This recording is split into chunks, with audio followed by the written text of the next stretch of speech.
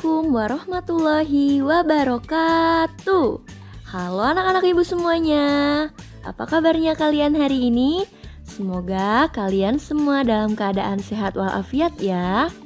Pada pertemuan hari ini kita belajar materi interaksi sosial dan interaksi manusia dengan lingkungan.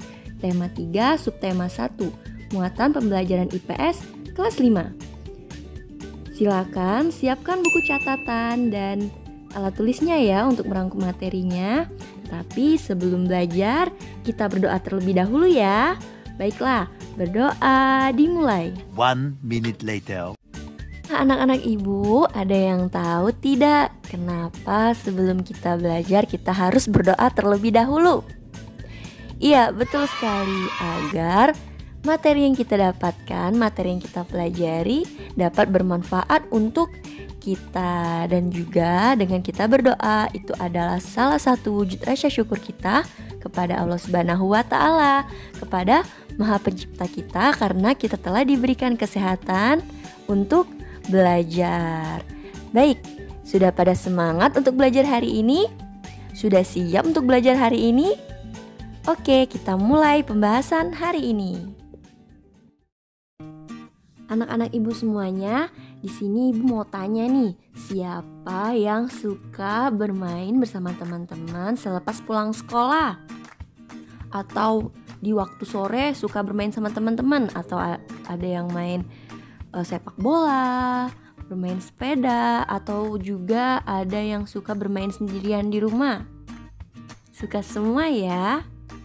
Iya, jadi anak-anak semuanya, di sini kita akan bahas mengenai interaksi. Interaksi manusia itu dibagi menjadi dua anak-anak. Yang pertama ada interaksi sosial dan yang kedua ada interaksi dengan lingkungan hidup.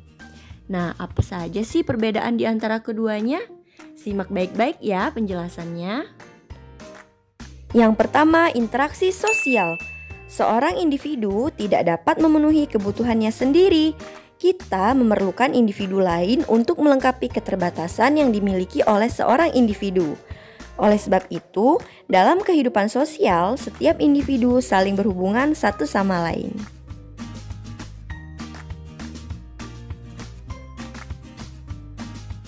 Jadi anak-anak, interaksi sosial adalah hubungan-hubungan sosial antar manusia. Interaksi sosial terjadi karena manusia adalah makhluk sosial. Apa itu makhluk sosial? Makhluk sosial artinya manusia tidak dapat hidup sendiri dan selalu membutuhkan orang lain, dari mulai ia bangun tidur sampai ia tidur kembali. Selanjutnya ada jenis-jenis interaksi sosial.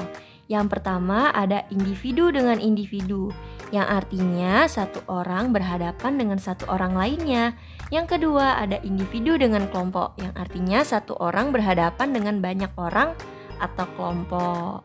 Dan yang ketiga ada kelompok dengan kelompok.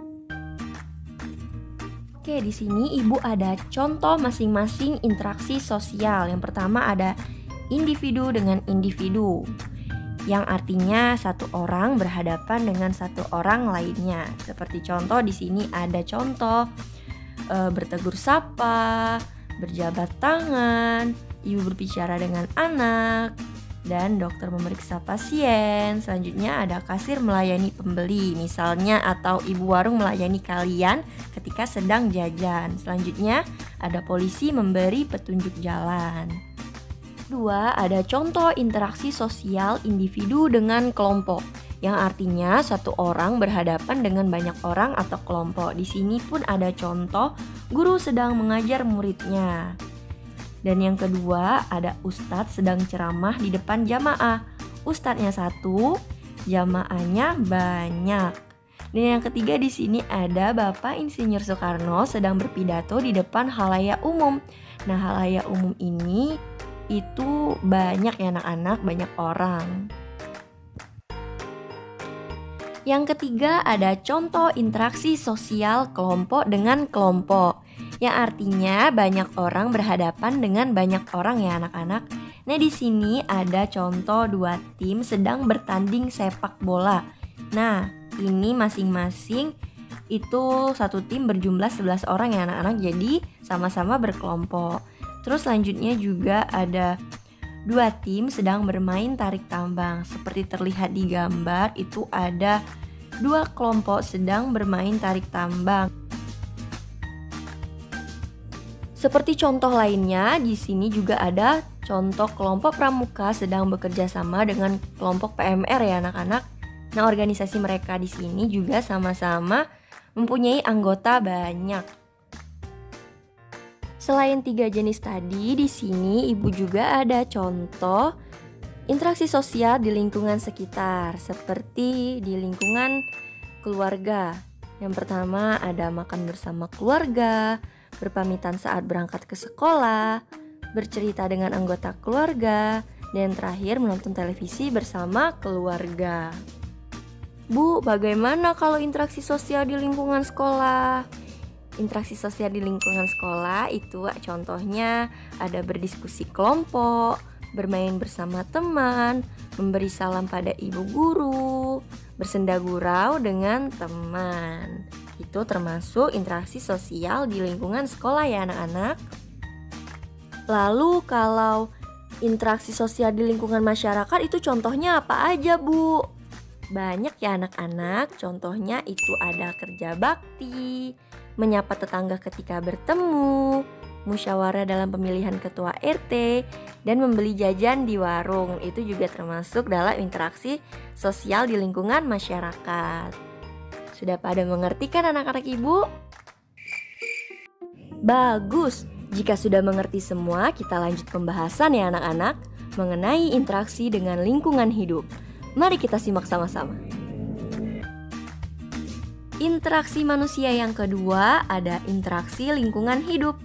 Interaksi dengan lingkungan hidup merupakan interaksi antara manusia dengan lingkungan yang terbentuk secara alami. Gunung, sungai, rawa merupakan contoh-contoh lingkungan alam. Nah, di sini Ibu ada contoh interaksi dengan lingkungan hidup. Yang pertama di sini terlihat petani menggarap lahan pertaniannya. Petani ini sedang berinteraksi atau melakukan kegiatan lingkungan alam berupa persawahan. Yang kedua ada nelayan yang sedang mencari ikan di laut. Nelayan berinteraksi dengan lingkungan alam yaitu berupa laut. Yang ketiga di sini ada penduduk mengambil kayu hasil hutan. Tentunya secara bertanggung jawab ya, bisa dengan cara tebang pilih atau tebang tanam.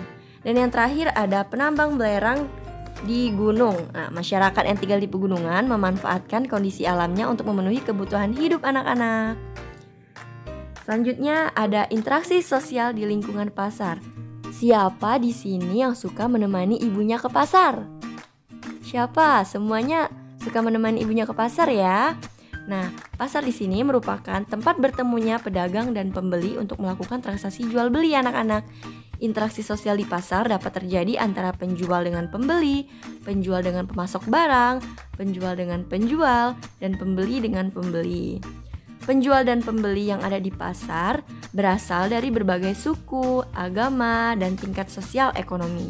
Oleh karena itu, dalam melakukan interaksi sosial, diperlukan rasa toleransi dan tenggang rasa yang tinggi agar kerukunan tetap terjaga. Seperti itu ya anak-anak Ibu. Semuanya sudah paham sampai di sini? Sudah semua ya? Bagus. Alhamdulillah selesai sudah materi kita pada hari ini anak-anak. Kesimpulan pembelajaran kita hari ini yaitu interaksi sosial adalah hubungan timbal balik dalam masyarakat yang tercipta karena adanya komunikasi antara satu pihak dengan pihak lainnya. Baik itu individu dengan individu, individu dengan kelompok, dan kelompok dengan kelompok. Baik anak-anak Ibu semuanya, terima kasih sudah ikut belajar bersama Ibu. Sampai jumpa di video pembelajaran selanjutnya. Wassalamualaikum warahmatullahi wabarakatuh.